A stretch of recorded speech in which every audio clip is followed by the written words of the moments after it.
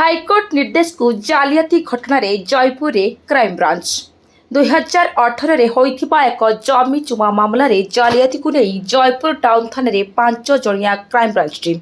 अतिरिक्त एसपी विजय मल्लिक नेतृत्व में आसी 5 जणिया टीम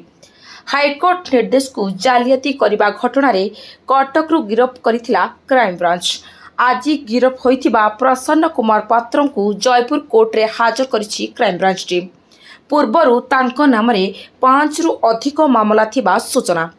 घटना रे झियर संपृक्ति थिबा कथा क्राइम ब्रांच स्पष्ट करिछि। जने टीम गोटे आसछु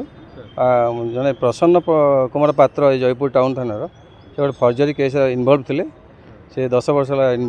थिले 8 रु 10 वर्ष थिले फेरार थिले गतकाले 23 तारिख आम अरेस्ट करी गतकाले कोर्ट रे प्रोड्यूस करिछु।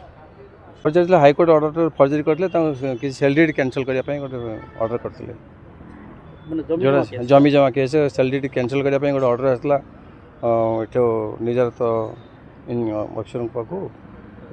ये जो कोर्ट जयपुर को आसला से अनुसार रिपोर्ट अनुसार गोटे केस होता